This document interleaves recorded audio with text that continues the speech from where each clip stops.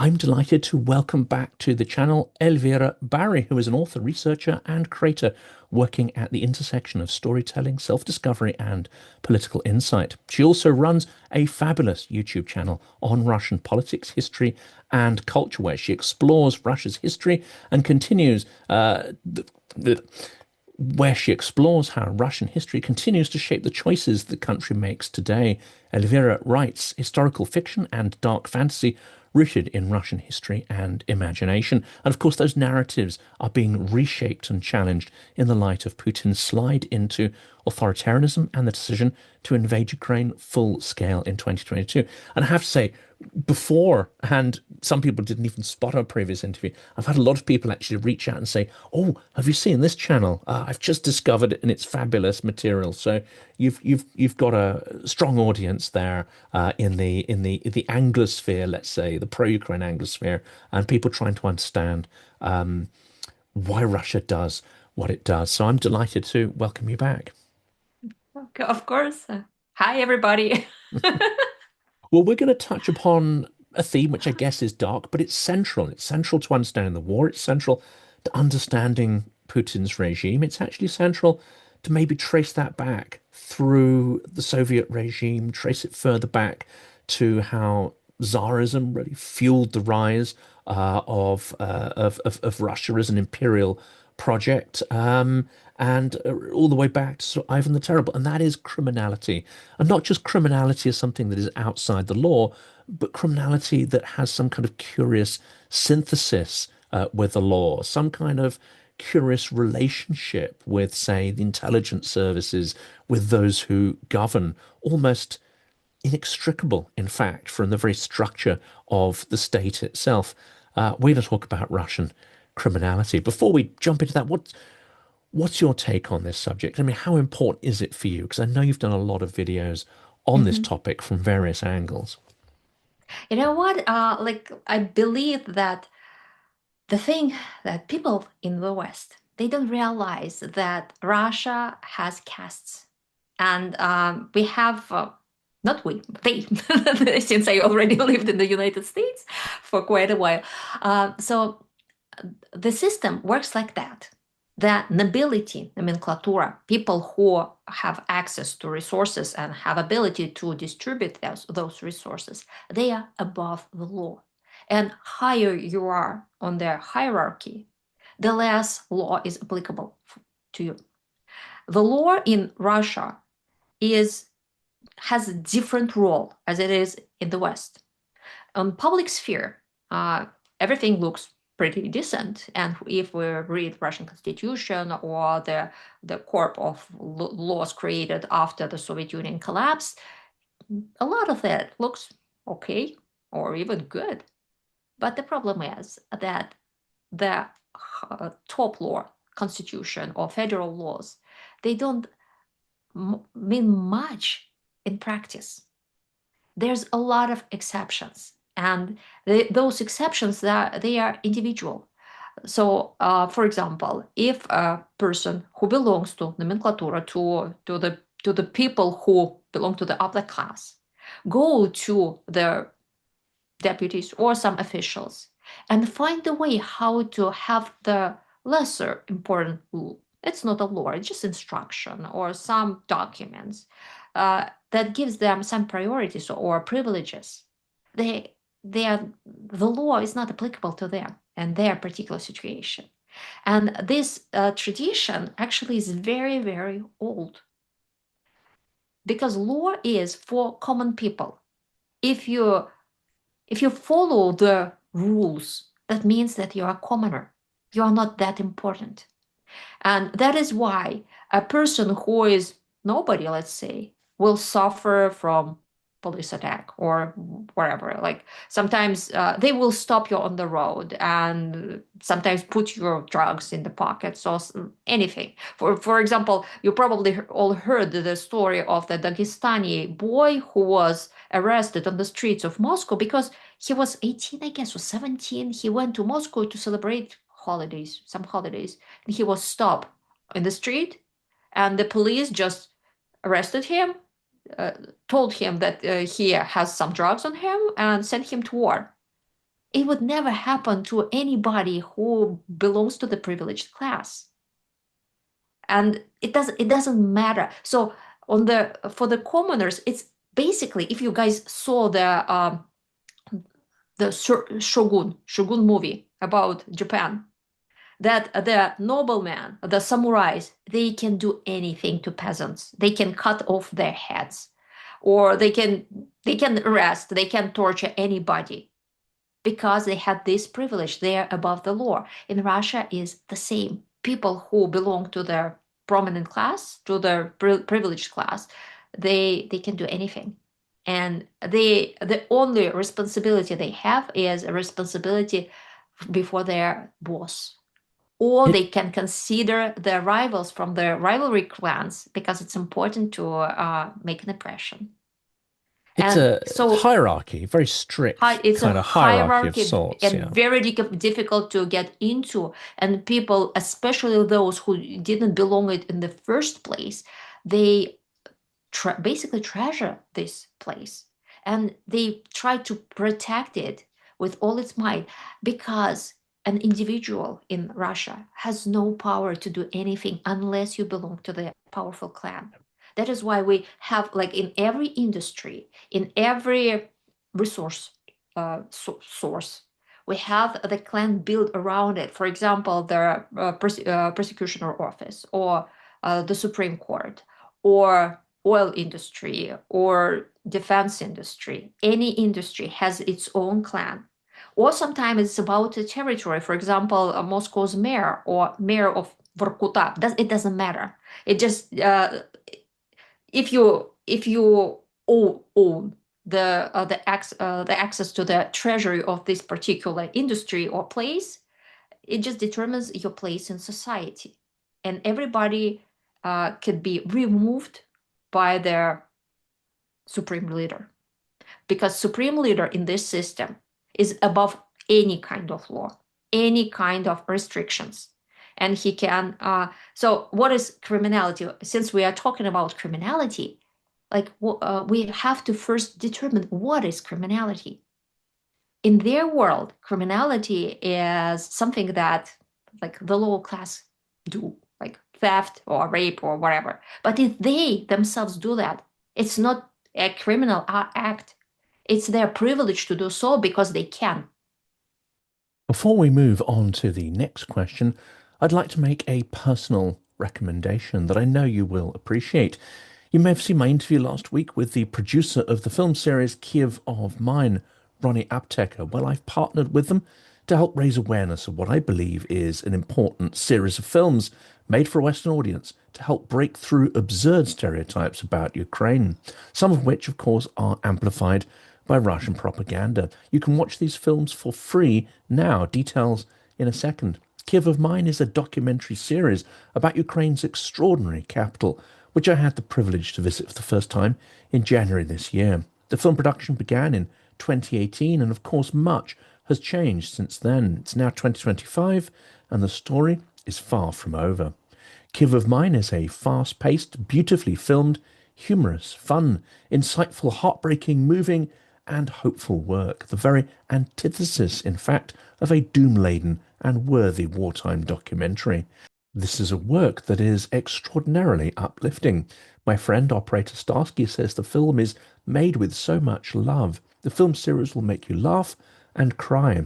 It's the only film about Ukraine that began before the war, yet has traced lives through the tumultuous times, and which follows the lives of more than a dozen Ukrainians in real time. This is an historic period told through highly personal and emotive stories, from Kyiv's days of emerging prosperity after the Maidan Revolution through COVID and the full-scale invasion.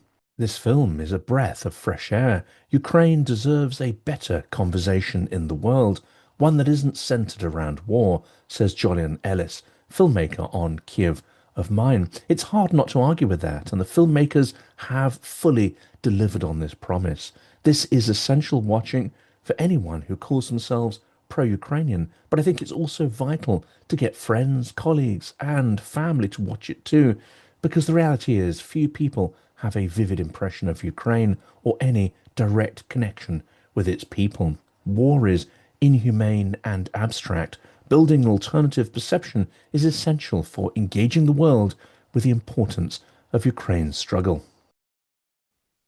I So would, interesting. I'd add two little questions there, which is there also not a definition of criminality, which is to steal more than is allotted to your position within that hierarchy, to break the rule that is pertaining to your particular level? Uh, but the other one clearly is disloyalty. It seems that Putin reserves his punishments and the most horrific ones for those that are seen as traitors to their caste or class. or sometimes it's even not about Putin at all. A lot of those are разборки in Russian. So that is beef And we're between those clans. having a Uh, beef, yeah, that's it. yeah, it's about their feudal wars among themselves. Putin has 24 hours a day, as everybody else, and he is aging man, so his energy level is going lower and lower and lower. So access to his ear and the ability to complain to him about your situation is a privilege. And since he doesn't trust anybody, there's just very narrow circle of people who actually have access to him, and that is which gives them huge power. They don't even have to report anything. They can create their own vassal systems below them and start waging their own wars. So they decide. For example, Igor Sechin, the head of Rosneft, the top oil company in Russia, the state company, he basically rules this kingdom of his own and does what he wants and decides what is lawful or lawless. It works like that. Basically, it's a feudal system. And you think of someone near the top of the pile, of course, would be Kadyrov, for instance, who he Mhm. embodies that absolute hierarchy of, Mhm. if you want to impose order, you choose the nastiest, the most brutal, but someone who shows a degree of loyalty. I mean, he clearly pushes the boundaries sometimes. He makes demands of Putin, but one must assume that he has a position in the hierarchy that allows him to make those demands. Yep. Exactly. Exactly. Because he has, again, remember my reference to Shogun movie. He is a samurai on his domain. He has his turf. He can do whatever he wants there, but he has to prove his loyalty and be useful. It's very, very important because again, it's the system. When the Lord calls you, you have to bring your warriors and you have to bring your resources to the Lord's war, and that's how they attack each other. They can call, we call it позвоночное право, which means the law of the call. If you have the right number, you can call your potential ally and ask for favors. And those system of favors, they create the networks. And that's Yes. how you solve the problems in this system. It's not about law, it's about who you know And of and course, people how think about useful the it is. KGB, and dare I say, I've sort of had first-hand experience of seeing someone who I subsequently found out was potentially a KGB officer. And the method, you think of it as being highly coercive, but actually a big part of it is entangling their subject. It wasn't me. They didn't see as me as suitable material, which is kind of interesting. Um, Entangling someone with favors, actually doing a lot for someone, whether it be making their life easier or finding things, doing things, helping them to navigate, a difficult system in the 90s and the bureaucracy. It's that entanglement of favor to start with. Now, obviously, coercion comes into it as well, but I found that method quite interesting. If you live in the system of the virtual deficit, that's what happened in the Soviet Union. How to get anybody in your orbit? You offer something valuable. I'll give you the small example. My grandmother was a vice principal of the school, one of the schools in the small town. So her word meant a lot because people who got top grades, students who got top grades could enter the university. And she could destroy their potential career for anybody. That's why she had resource, she was important. How people made connections with her. For example, she took me to the factory canteen, the only place in the town when you can buy sour cream. There was no sour cream in those small towns at all, never. No butter either. So my grandmother took me there. We got to our groceries, and and that's how she knew that the son of this person, the head of the canteen, was her friend. And that's how she always gave her son good grades, because the head of canteen dreamed of her son to escape to the big city because life was miserable in this town. And the same system, the same structure works on every level. It doesn't matter what it is about a piece of a brick of butter or a jar of sour cream. It could be a wagon, a carriage, railroad carriage of candy or frozen frozen fish or whatever. In the 1990s, I remember that a KGB officer and his wife, what they were disturbing, they couldn't. It was not about violence at that time. It was about money. They got the humanitarian aid from Germany, and it was like a whole train of medical supplies. Who actually received it? Hospitals? No, the KGB.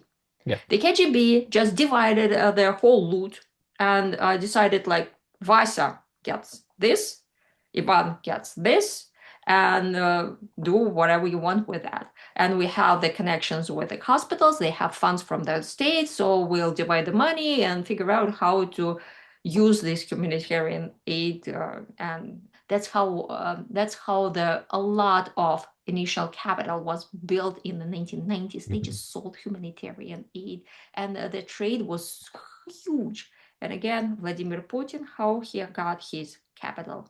He was the person who received humanitarian aid. And again, I repeated that if the West does not watch who it communicates with and what it gives to whom, it will hit the brick wall again, and again.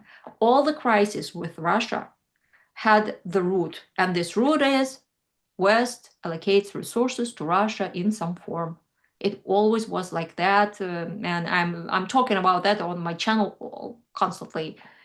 We We have have the blind history. spots as well, don't we? We have these extraordinary blind spots where it's like, I remember seeing Khodorkovsky about this was about 10 years ago now, saying that someone said, well, how do you solve a problem like Russia? And he simply said that it's not a government and it's not ruled by a statesman. It's a mafia clan. So if you want to stop the problem before it starts, you have no relations. And this is the height of Londongrad, where you have vast amounts of Russian money pouring into private schools, solicitors, they're buying newspapers, football clubs, the money is everywhere. And he comes out and says, it's simple. You don't do business with them and you throw them all out. You Yep. just cut them off because they don't play by the same rules. But even now we have these blind spots. So for instance, we sort of know that the Russian Orthodox Church is not quite like other churches, but it's still it's still a taboo to really dig in and criticize it. And yet, if we're talking about making money, at some point, the Patriarch Kirill had a monopoly on the import of tobacco, making a vast fortune for himself personally and his clique. So, Mm-hmm. to rule the church, you have to be one of the clan. You have to be at the top of the FSB, one would assume. It's also alleged that he was a KGB agent. Who's in the foreign directorate of the Orthodox Church, which you're not going to let just any old person into that position. And you also, in some ways, have to be top of the criminal pyramid in your particular niche as well. So Mm-hmm. are we blind in not really understanding the depth and extent of criminality? It's not a bug in the system. It is the system. Yes, exactly, exactly. And the question is, we can condemn it whatever we like. The question is what to do with it.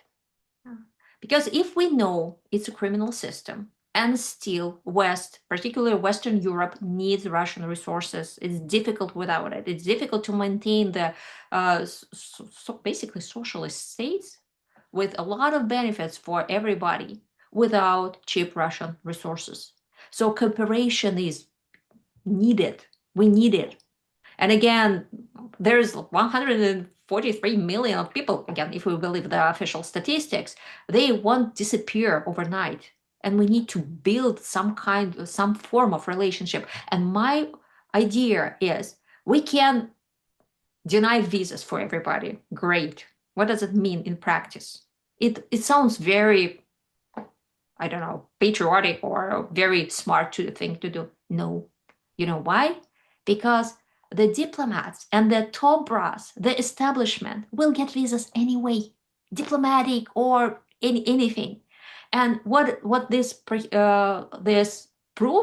that the top privilege in Russia is access to the foreign lands, to foreign capital, to foreign culture. That's the ultimate privilege. And this step means that the system just gets additional rule that proves that these people have the right and these people have no rights at all. It just strengthens the whole system. So the best solution here is thinking about cooptation of elites, because right now the Russian elites know the only way to get to be safe from the wrath of Putin or his closest cronies is to follow their instructions. That's the only way to save themselves, their capital, their status, everything. Do we have alternatives? We're not good at figuring out who the elites are.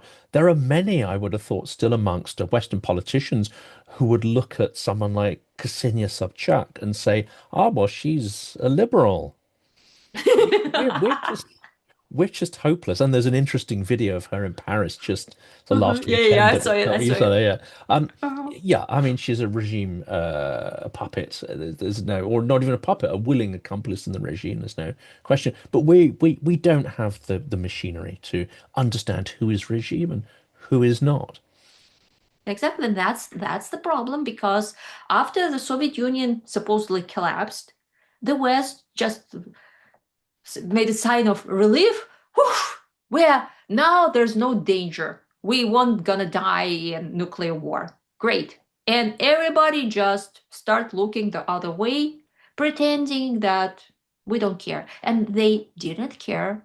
And I can tell it's true because I watched the American news for so many decades, and I noticed when Vladimir Putin appeared in the media zone, in the front pages. It happened when he started attacking Ukraine. And before that, nobody cared at all. Sometimes he appeared in some summits, but who reads no news about summits except experts, right? Nobody cares because it didn't affect the everyday life. And the problem is that if people are ignorant about what's going on with their authoritarian regimes, there's a one rule. If authoritarian regime has money and has military, it will wage war anyway, always. And all the feudal wars of the past, all the imperialistic wars of the past are the same. They were all authoritarian regimes. If they have money and military, they start a war. So the key idea, key take we can bring on the table is we need to figure out how to stop strengthening authoritarian regimes globally. If we want peaceful peaceful aging, if we want our children and grandchildren to live in peace, if we don't want to spend money on military budgets all the time, we need to figure out how to stop authoritarian regimes from growing. But what actually the politicians did in the last 30 years? Using Well, Western money, build Chinese authoritarian regime. Using Western money, we build Russian authoritarian regime. we Using created a Western, dependence on Russian energy. We created a dependence on Chinese manufactured goods, and we dismantled our own capabilities. because we Yeah. fought, again, ignorance, ignorance, ignorance. We fought that if it's right now, there's no threat, that means that there will be no threat at all in the future. Again, people study history, it says a lot of how the world works. Yes, especially as Russia has a more static version of history, and China has a cyclical version. We should have studied that and go, eventually this will come round again, and a pattern will be repeated, not in exactly the same rhythm, but a patterns of history will be repeated. Patterns because it's human nature. Like in authoritarian regimes, the character and the mood and emotions of the supreme leader means everything. In the West, we have institutions, which means what it means in the practical terms. It means that your personality doesn't matter. You have the set of rules that will define your actions, and you can do more than you can because the system can be renovated. It could be you lose your next elections, and that's it. And the laws won't kill you. That is the safe way out for any official, for any politician. In Russia, it's not like that. If you lose, not the elections, the favors of your supreme leader, you lose everything. You lose your money. Your probably you'll have a criminal accusation against you and your family too, and probably you'll be either an immigrant or you'll Hmm. go to jail. And if you're an immigrant, again, very important to remember that personality is everything in authoritarian regimes. Just let's imagine an important, ambitious official who, let's say, were trusted with their oil refinery. He's not that big shot, but still important on the regional scene. He doesn't speak English, no, neither other languages. uh, in Russia, he feels important. He has money, he has authority, he's probably the top boss in his own region. Then he has problems with Putin and or some of his cronies, and he has to escape. Let's say he was smart enough buying a couple of houses in Southern California. We have a lot of people like that here. And I know real estate agents who tell me about like, hey, another guy stole money from his city and brought it here, a couple of million of dollars, and buy a new mansion. A lot of people like that are in London, in Paris, in Côte d'Azur, and New York, Florida, and Southern California, and Central California too. So let's imagine this guy moved to Orange County, Southern California. Now what? He's a hunter. His personality type is hunter. He's in his, let's say, 45, 50 years old. He doesn't feel old. He wants something. He's not about sitting there and enjoying life. No, he doesn't know how. He He's not going to feels go and used. play golf and enjoy food. And No, it's important because he will feel like a loser. Again, we still behave like our ancestors in the Ice Age. A hunter needs to hunt, otherwise he feels irrelevant. And it's especially important for men. Women can find their joys in families. Even the women who are powerful, who wants power, they still can create some activities about family life or something like that. For men, it doesn't work like that. They need a clan, especially these hunter personality types. Who is interested in personality types in this aspect, just go to my website elvirabary.com under the Sphinx method. I had the whole system. I had more than 100 interviews, just interviewing people of all sorts and and asking them. Mhm. Questions like, what motivates you? Why do you behave like that? And I see the pattern very clearly. Like people who are into business, into politics, into power, into they all belong to the same personality type. There are differences, and there are a lot of different subtypes, but this drive for winning and getting prizes is unmistakable. You see it. And of So course, he's come from an extremely hierarchical society, one which has a exactly, much higher level of humiliation, which is inherent to keep that hierarchical structure.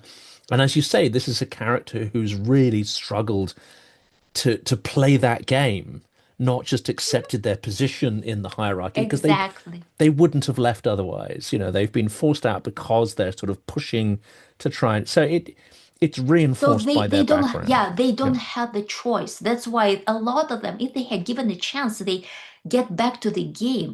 It's important for them, and a lot of them are ready to participate in Putin's games abroad because it gives them meaning. People are not about money, they are about social status and meaning. That's what is important, and that is why I'm repeating this idea again and again. We need to find out how to co-opt those people who belong to the Russian nobility, let's say, and give them the way out, safe way out, so we can co-opt them and use them, help help them to build a better society for themselves. It's not about like Western security for themselves too, because right now, if you live in the state where law is optional, which means that nothing will protect you personally, your family, and your wealth, because law doesn't exist. And if the top official decides that you don't deserve it, he will crush you like that in a second. I just I just listened like the other day the interviews about Sechin, the Rosneft, how he crushed his enemies. It's terrifying. It's terrifying Hmm. because No there's mercy. No mercy at no all. mercy at all, because he kills animals for fun. He hunts for fun, and that's his attitude to life. And again, for hunters, he's obviously a hunter. They need the structure. It's like in sports, right? If we allow people just to kill each other, we'll get gladiator fights. But if we give them structure, like in boxing matches, they won't kill each other, but they still get what they want. They will fight because they were born to fight. We have sports as a substitution for war. Hmm.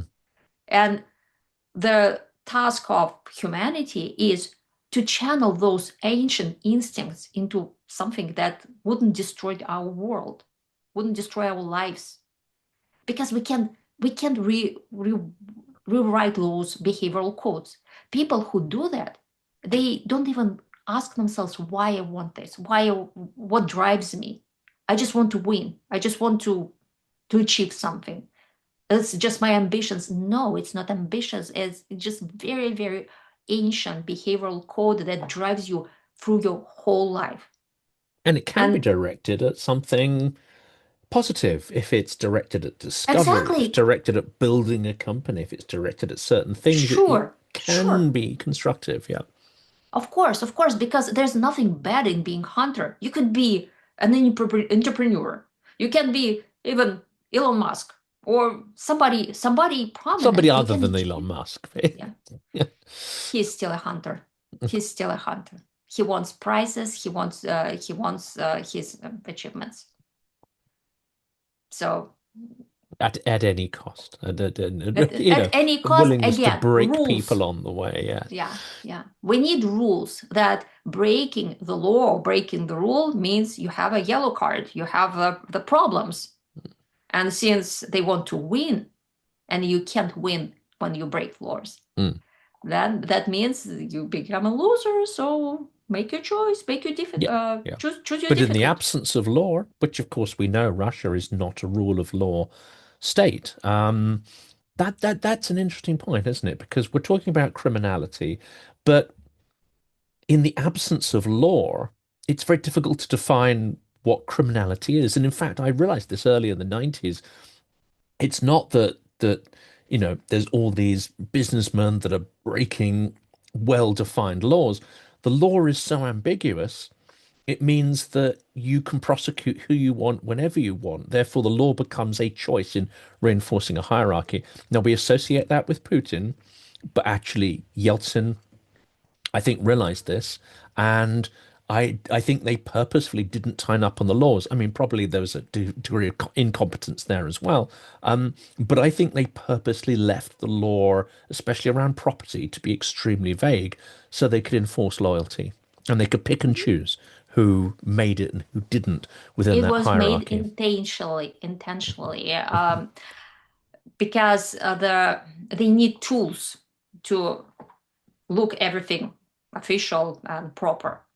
And that's why when they write any kind of law, even the laws not about property, but about, let's say, the privatization. Right now, they do basically raids on those people who privatize their plants and factories in the 90s, according to that law. But they rewritten that, and right now, what's going on? They just invent new rules, and post factum, they just said like, it was yours, now it's ours. Why? Because we have a new law. Unfortunately, it's not in your favor. You can complain to the lottery, as we say in Russian. Yes. It's quite extraordinary, isn't it? And someone pointed out to me in the late 90s how many middle-aged women were locked up when you'd expect crooked businessmen to be the majority, actually. No, it was the accountants. It was the people they were able to I maybe saw use it. as sacrificial lambs, as it were, for their Mhm. criminality. I saw it firsthand. I knew these people. Mhm. Yeah. So what happened usually, like in the 90s, a lot of people, a lot of women, they were breadwinners. A lot of them were engineers or accountant, like professionals who graduated, had a university degree, and when their institutions collapsed and nobody paid them salaries, they need to new education. And how a lot of them just became accountants or financial directors, or they didn't have money of their own, and they were hired by some businessmen. And a lot of those businessmen were either from criminal world or from nomenclatura, who were trying to divide the inheritance of the Soviet Union. And usually what they did, I worked at that company, and I remember that the head of the company never signed anything.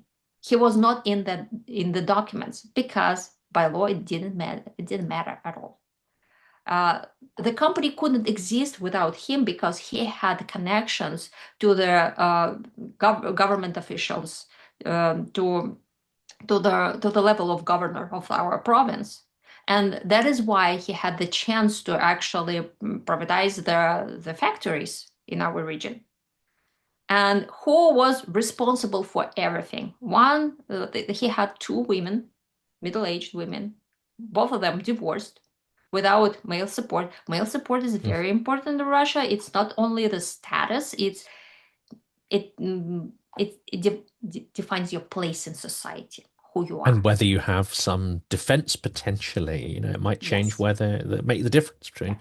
whether you're locked So up or not. women without male support, they're seen in many cases they are seen as victims, potential victims.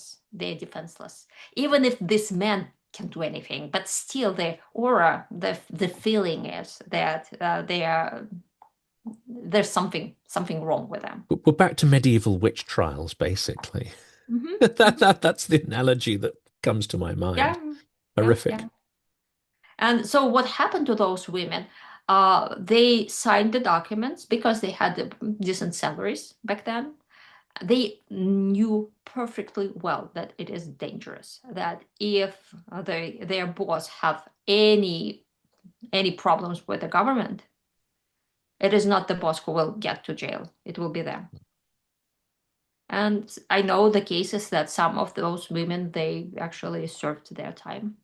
It happened. It happened. but not the those accountants from the firm where I worked, but I've read the news that a lot of those women were I, sent to wa- jail. I wanted to turn to how we go from the concept of vore zakonie, sort of thieves in law, which is the sort of Soviet semi-tolerance of this institutional illegality, and of course the rise of criminal culture and criminal networks in the prison system.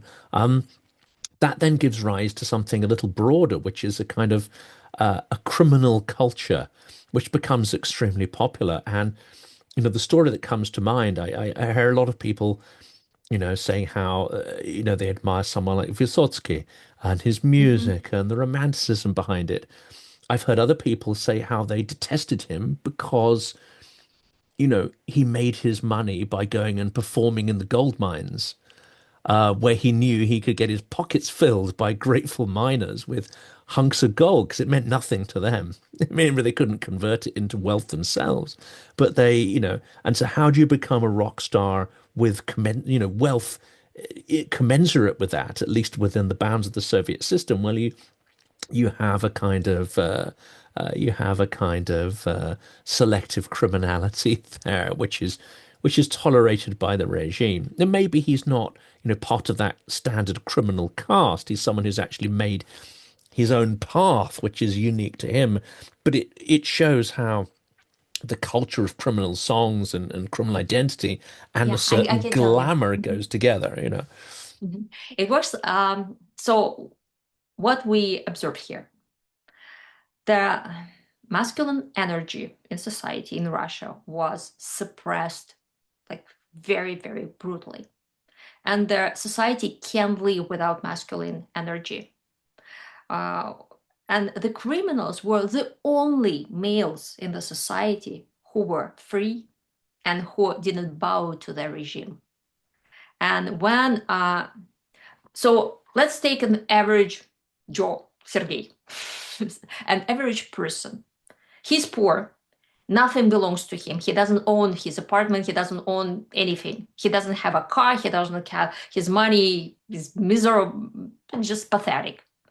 And somehow he has to prove himself and show to the girls that he means something in this life. How can he do it without resources? Basically, two ways. First, he can drunk himself senseless and believe that he's a cool guy in the alternative state of mind. Or he can try to become a comsomol leader, a youth leader, a communist leader, and make a career through his serving to somebody else, like joining some clan. But again, if you are not that smart or handsome or talented, nobody wants you there The because Komsomol is a real some, elite, isn't it? I mean, that yeah, then formed this gang of people who basically formed Russia's banks and so on. I mean, it's an extraordinary networking thing, but you're not going to be let into that if you're outside of that clan or you class, could. and if you're It's not yeah, very smart as well. If you don't have either of those things, you network should or be brains. charismatic, Hmm. charismatic or useful, or like there should be something in you. Sometimes I saw it firsthand when the prominent like Soviet lord noticed some youth and thought, aha, he's a cool guy. I like how he says jokes. I like how he brings salted water to me. Just like it's like a lord. It's a lord and a vassal. The lords like people, like everybody else, and that is how. But you need to find this lord in the first place. And if you're from the working district, where your parents are workers, you never saw those men, powerful men at all in your life, no access to them. You can try military career or something. So my point is the criminal option to become a bully, to become a criminal, to become a gang member is your way out. And in the 1990s, it was especially acute because what happens there? It was a time when Bruce Lee movies were hugely popular in Russia. Every boy wanted to be like him. He wanted to be a fighter. He wanted to know some secret martial arts. There are different like different fighting schools were very popular, and a lot of young men joined them just to feel that they matter, to feel that they are strong, that maybe they can't make money, but at least they can beat somebody. And Again, Putin as well. That and clearly for Putin him as was well, a same, same kind same, of thing. Yeah, same drive, because for young males, it's very important to prove themselves. And they prove themselves either through money or through career or through violence. There's no other options. And if society didn't build it, and Russian society failed to build the paths for for weak, basically, or people without resources, there's no other options at all. And you can't suppress the drive, because it's the one of the primal drive that that makes the male trying to achieve something. Otherwise, it's frustration. Like, it's impossible for a young man to feel I'm nobody. No girl will ever look my way because I don't matter. And that is how the society basically grows its own criminal world. And why it happened? Because nobody even thought about it. that's it. And then the West offered oligarchs a legal jurisdiction for their money that really wouldn't have been safe. Or as you say, it's if you fall out of favor, there's no rule of law to protect your wealth. Everything reverts to the gosudar, to the head, Mm-hmm. bandit in charge of everything. What, and when we talked about how the West deals with that, um, I don't hear too many oppositionists really talking about these systemic problems.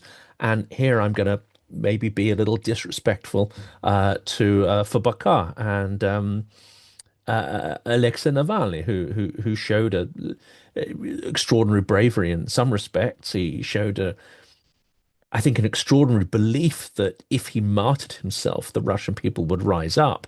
And it suggests that he didn't quite understand the mechanics of the society he was try to motivate. The same way that Or we don't Prigozhin, know something. we don't. There's things we don't know. Yeah, absolutely. Yeah, there could be motives we don't even consider because we don't know it. Yeah, His act looks like something out of his range of actions. it I don't is understand extraordinary. Yeah, why. He was a very smart person who knows this, who mm. knew the system very well. Of course. Something I mean, happened. it, We just it don't know. there are suggestions that he, in some ways, perhaps came from the system if you take the more conspiratorial. But yes, no, he knows the structure he's dealing with. But their whole their whole appeal was to say we will try to take corruption out of the system. But I'm not sure they have ever really addressed the depth of criminality that we're talking about. They never really addressed how you deal with the FSB class.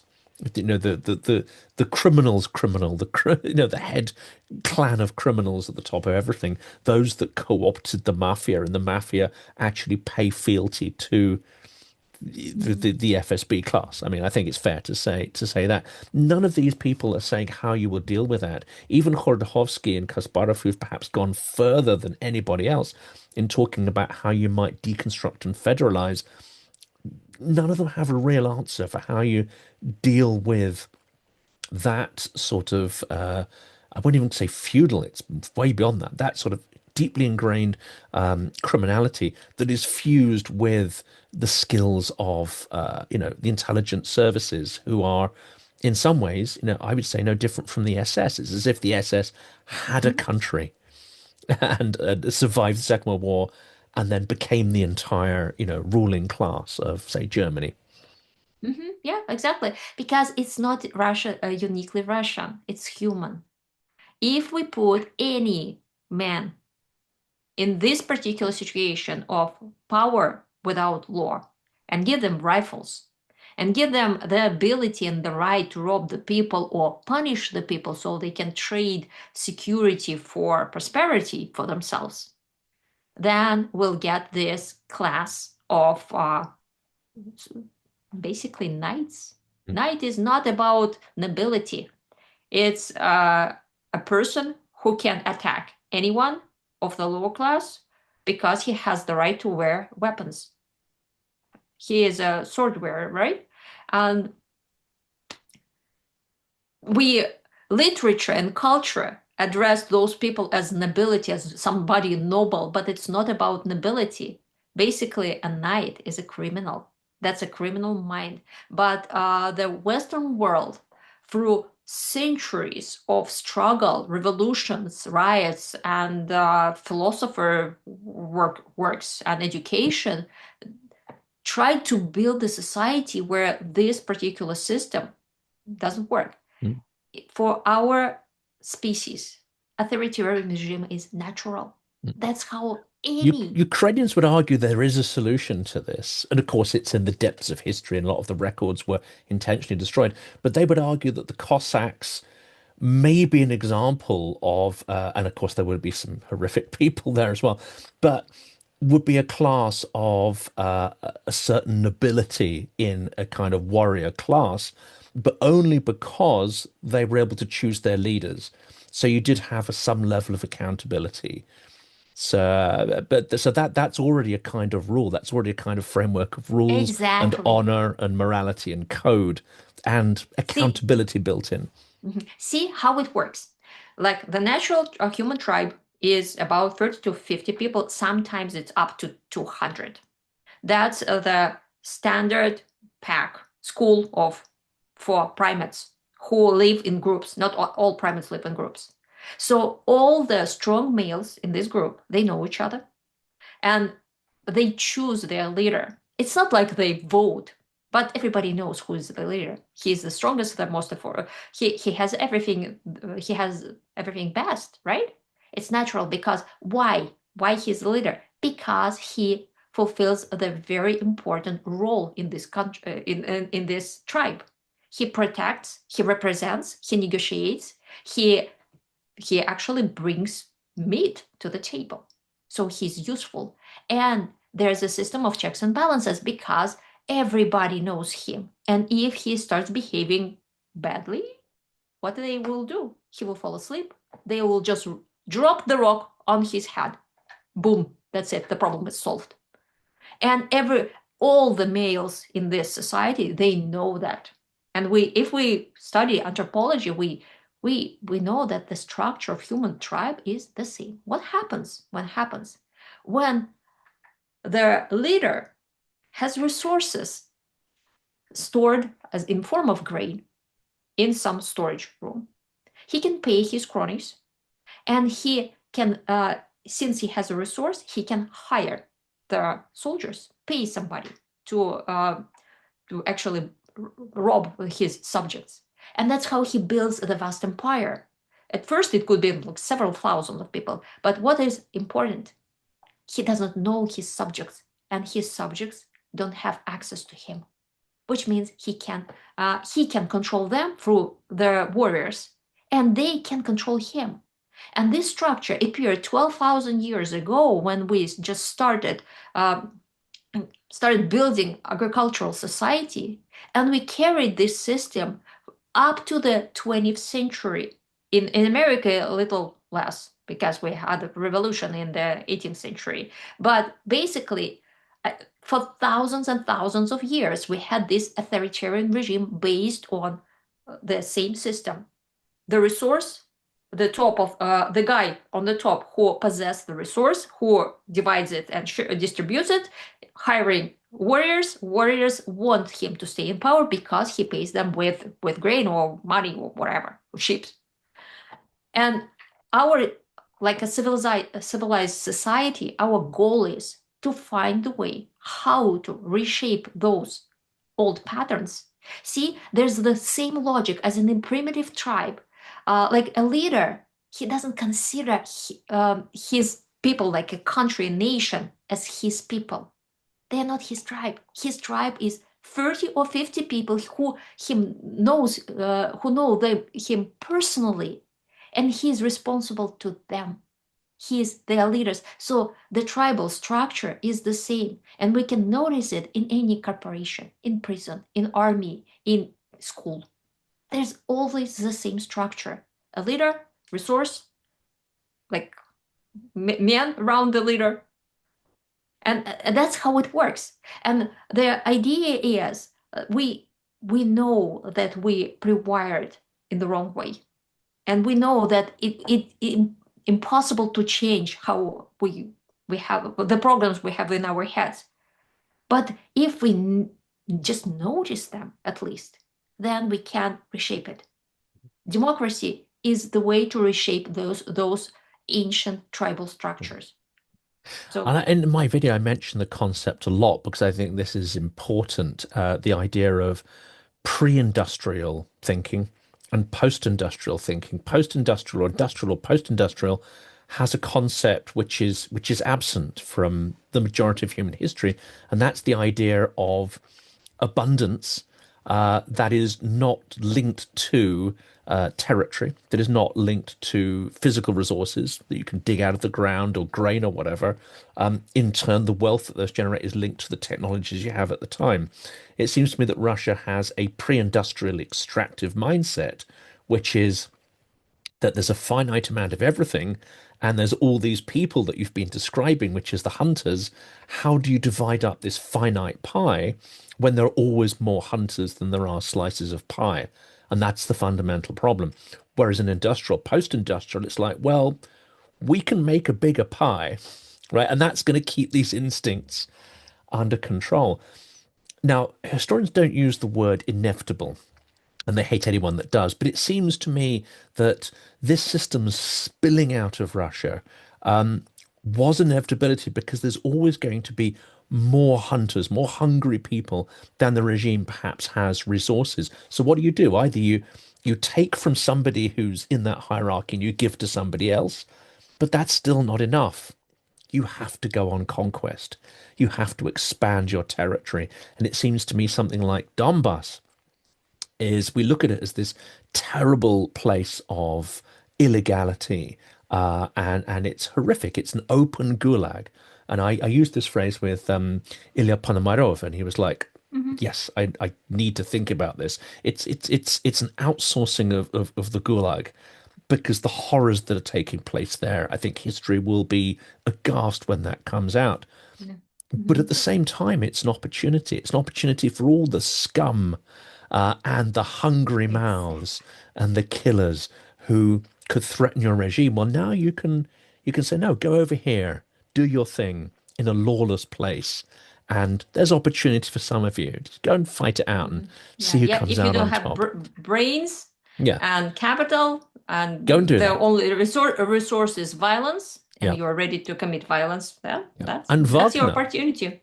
Wagner private military company. That's another extraordinary example of this, where your regime relies on extreme violence and it relies on a militarization. The trouble is that then perhaps creates the seeds of your own downfall, which is fairly extreme, hungry people. Okay, well, you need to give them opportunities to satisfy them. I believe that as we have like science of what to do with homeless people, because we know that there will be people with mental issues rejected by their families. It's inevitable. The same way we need to try to treat the potential troublemakers. We know that there are people who are like they are warriors, and without war they suffer, they lack meaning. Their choice is either to go somewhere where they can fight or go to prison. And Basically, a lot of, warriors almost sounds noble. I mean, there's a lot of abusers and a lot of extremely broken and abuses. Yeah, damaged people uh, as well. Yeah. some of them they are sadists. They just don't have any empathy to people at all, and moreover they enjoy other people's pain. Yes, and Again, we know it's even before they commit any crime, yes, but they enjoy that. yeah, And if the society does not create the some outlet for them, some way to cope with this handicap, because that's a huge societal handicap, they will use it as they see fit. I would So, argue as well that mhm. there's more of a problem in Putin's Russia because using humiliation is seen as a good way of not just controlling people, but then given the opportunity for them to export that humiliation onto others. So I think not all societies will be using humiliation in such a systemic way. You'll have class, you'll have deprivation, you'll have people who have and those that don't, you'll have resentments, but the systematic use of humiliation and abuse is a key instrument of the highly vertical power structure. It's just pure feudalism again, because it's not that it's Russian thing. We can see exactly the same patterns as during the Louis the 14th treated the peasants in France. The same as British treated Irish, or as Americans treated Native Americans. The same, or black people. Yes, yeah, It's human, yeah, because what we see here is that in our nature is to seek for higher status. If you have means to earn it, that means that you see the path. You see how can you feel at least valuable in your society or above somebody. And if there's no ways, then you'll just follow your natural instincts, especially for people who have no brains or education or whatever, or opportunities. So that's natural. That's how Kadyrov humiliates his captives or his enemies. What does it mean? Like, what does he want to achieve by that? He just wants to boost his own status. And that's natural. For us, we boost our status by talking to each other, right? And like broadcasting and hoping that maybe some people see value in what we say, maybe. But if you can't do this, and if your environment doesn't allow you to do that, how to manage?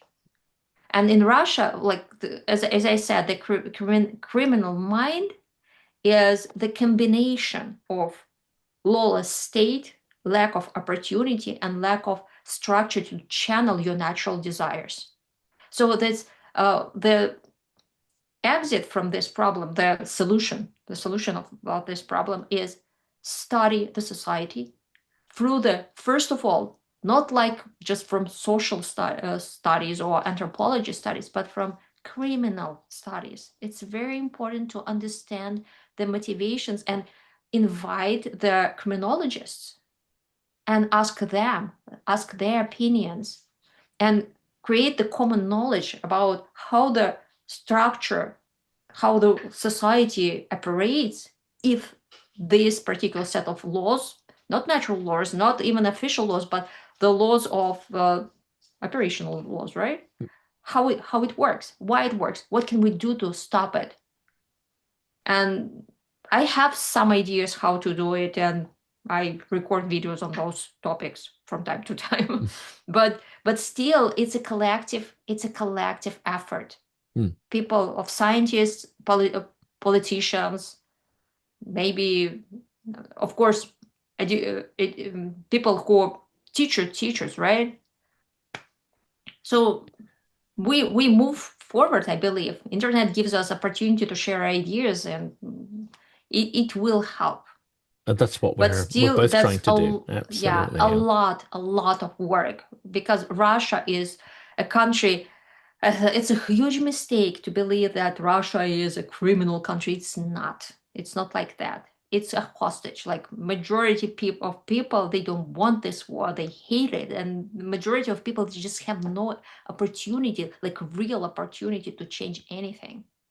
I know because I talk to these people. Like I know those people from the age of like 3, and they really have no choice because they are hostages. What can a teacher from a school do to stop war?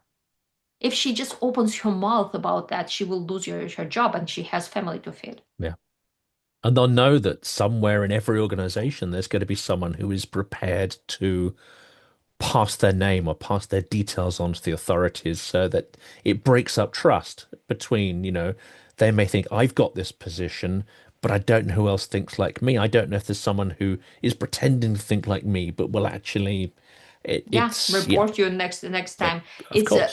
the regime protects it, and it has its own instincts. It knows what should be done to preserve this situation because this regime has huge benefits from the status quo. So it will defend itself. And the only way how I see the situation is changing is through Putin is just dying. But then after that, we'll have the war of clans again. Like Yeah. after Ivan the Terrible, what happened? It was the time of Smuta, the Smutny времена, yeah. yeah, Time of troubles, yeah. time of troubles. We'll see because it's obviously if he destroyed all the institutions, but we didn't have any institutions in the first place, Yes. and there's no understanding how to create a just democratic society. And the elites doesn't want it because they don't understand how to earn that money and that status in democratic society. They don't have experience, they don't have education, they don't know how the right connections of the way of life. The habit is very important. They know how to operate in these murky waters, but how And to if operate, that's the challenge, you would need a relatively chaotic period of of readjustment that would course, last decades. And of course, I don't know. most people are going to go for instant security. They're going to go for, I want to feel safe now. And they're going to make compromises that mean that route of complete transformation is always deferred, put off, because that's insecure. That brings too much insecurity, and too many people lose their status. Let's revert back to something that's familiar. At least we know the rules of that game. And understand how it worked before, it should work again. That's how humans operate, right? And so the thing that the main directions that I see we need to work now in order to deal with the Putin's regime, not with Russia, but Putin's regime. First of all, don't give him money. Him, not Russia. And try to help ordinary people to earn money outside Russia. So the idea is make them welfare, make the elite poor. That's the goal. Because what it gives that if people, common people, have resources beyond the state, they start thinking about freedom, start thinking about defending their rights. They even think about rights. Because if you're hungry, if you're dependent on the state in every aspect, you can't revolt. It's impossible. You don't have any political agenda. And in the United States, the, the revolution was possible only because American merchants have means. They had horses, they had their storage facilities, they had their ships, and the king was somewhere far away, so they could live without king, and this is the key. And right now, the Russian system, they can't live without king who will pay them salaries, who And will the pay concept this. of rights is alien. I mean, I think almost everyone, and that includes some of the opposition, when we hear them speak and we interpret it as liberal opposition, when we interpret it as something that is like us, often they're fighting for what I would term privilege. They're fighting for privilege and status, not really having a conception of universal rights. And again, that's not uniquely Russian because a lot of people in I think in our society confuse privilege and rights. Mhm, mhm. And if you're fighting for your privilege, people get very irrationally emotionally defensive and their whole identity is enveloped into it. Interestingly, when people are talking about rights, I tend to observe they can detach and have a degree of rationality because you're then trying to think about other people in a universal sense. But apart from a few odd figures here and there, I think that line is blurred. I don't think too many, even of the opposition, have a real concept of rights. It's going to be incredibly difficult, I think, is what I'm I saying. don't believe the current Russian opposition in exile has any meaning at all. Sorry, guys. No. Yes, sorry to Why? break it to you, but that's Yeah, that's the reality. Yeah. yeah, because there's no moral authority, first of all. And it was lost in the constant social media battles they wage against each other for 3.5 years or even more. Yes. And they, again, hunters. Yeah. Hunters want to win. If they can't attack their prime enemy, they start fighting with each other because the winning is the prime goal. Yes. Fighting is the essence of life. And who is joining a position in authoritarian regime? Hunters who can join the establishment. Simple. Yes. No, that's I'm And glad you said that. That's you've put into words something that I've been trying to grapple with. Absolutely. so I don't believe that there's a way to. So the only opposition leader who can appear among the opposition is somebody who will be like Martin Luther King, somebody of that type. It's not a hunter, it's a keeper ruler. I call it like that. So it's an ideologist, a person who can deliver the message about Russian identity, new Russian identity. And this person should be male, not female, because Russia doesn't believe females since Catherine the they made sure that it's like that. And they had no He, choice at the time, so yeah, you know. yeah. He should be male. He should be successful in his other life, like in maybe in business or in something. Good family man, very important because the average Russian person is Yelena Smirnova, 41 years old, and she is most likely divorced and have one child and an elderly mother. And he can't And be for her, Jewish, so that rules out a whole bunch of people. yeah, that's why a male figure who just show her that there is a reliable man who don't betray their women and children, who don't escape in times of trouble, who you can share the load of responsibility for the well-being of the country and your own situation. So it should be a person, again, like Martin Luther King, somebody like that. And he'd have to And define a post-imperial or a non-imperial yes, identity. I mean, that's an extraordinary challenge. yeah, it's very, and again, it's dangerous because the regime will try to silence him. But again, see what we are ending with. Yeah. We are Nemtsov looking for Nemtsov is Miss potentially the only Miss. person that No, no, fits, no, or no, no. no, no, He no. is a cheater. Well, come on. He's a hunter and a cheater. Yeah.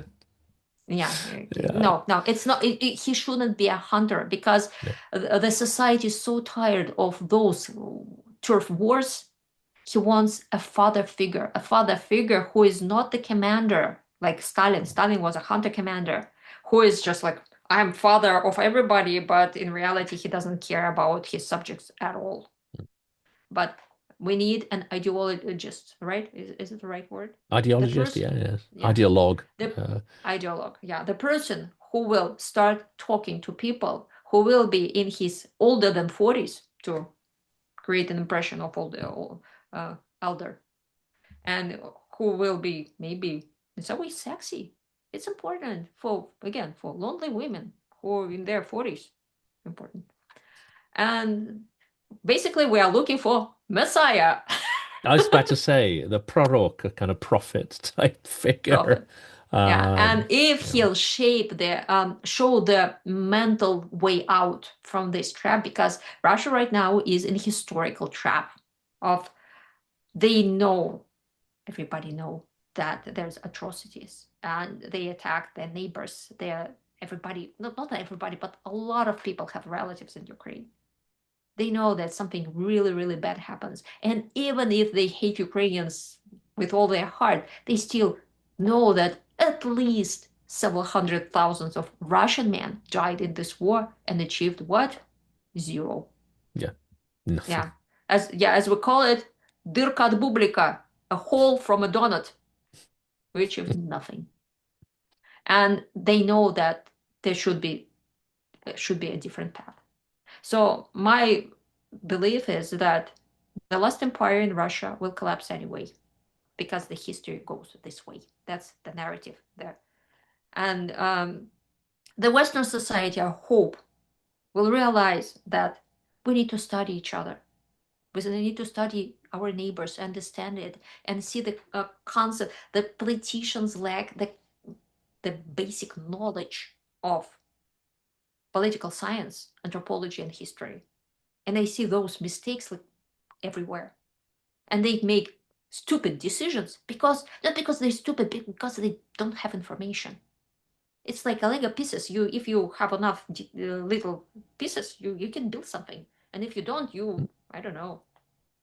Well, it's because the system promotes people of limited talent, but the sort of loyalty and conformity are valued over capability. And I think until that cycle is broken, but once it is broken, then I think we could see rapid change. But the question is, how do you create a circumstance where talent is promoted over conformity, and that suggests that imperial hierarchical vast territory governed from a single powerful point, you can't have that system of governance and fundamentally change to start promoting talent over mediocrity. So yes, maybe a smoothing of Remini is exactly what's required. Just break it apart, and then new things will emerge in different places. Yeah, I believe that's Russia's future and our future too, because we have to deal with that, and it will be a huge mess. So if West will manage, I don't know, find the strength and wisdom to at least cope with civil war, let it be chaos, because it's impossible to stop chaos after Putin's gone. But at least no civil war. If there's no like a black hole of violence there in these huge territories, it's already a huge gain. For the big argument for that is that again, Yelena Smirnova, 41 years old, she doesn't want to fight, and Yeah. she is the average citizen in Russia. But we have from another side, we have hundreds of thousands of men with rifles who probably will return to Russia as soon as the Ukrainian war stopped. So we have both the very like, conservative part of society who doesn't want to any violence at all, and very angry part of society who will be pissed off because of the whole situation. They And will with kill trauma, themselves. with their own That trauma, psychological trauma, a and lot of knowing broken people. Yeah. how to shoot people who looks like you speak the same language because they used to do it in eastern Ukraine. Like What a good point. Yes, they're not going to differentiate. I've been shooting Russian-speaking people for the last four or all the five time, who looks years. like Yeah. who looks like you, speak the same language, have the same culture. It's easier, maybe easier. I don't know, I don't know, but easier if he looks some different. But if he or she is the same, how does it feel? Yeah. There's nothing to stop that. Mhm. Um, this has been fascinating. There's so many. I'm going to re-listen to this several times because there's so many fascinating ideas in here. If people aren't familiar with your work, I of course strongly recommend they sort of check it out. There's extraordinary variety of themes, including some of the ones we've touched upon today. That's probably where we'll have to end this discussion, but I look forward to the next one. Thank you so much. Okay, thank you. I'm glad you find it interesting. Yeah. Definitely, My crazy definitely, yeah. motherland will bring us a lot of topics to discuss. This is, yeah. I mean, people ask me, what am I going to do when this is all over? And I just chuckle slightly and say, Oh, yeah. this is It will never not be over. over. No, Yeah. So, so unfortunately. or A final word from our partners, the makers of Kyiv of Mine. All three films are now available to watch for free on YouTube. Please check out the links to the dedicated website, which tells you more about the film, its subjects, and the filmmakers. Also, in the description is a link to the YouTube channel where you can watch the films now. Do let us know in the comments what you think of them and if they inspire you as much as they have inspired me.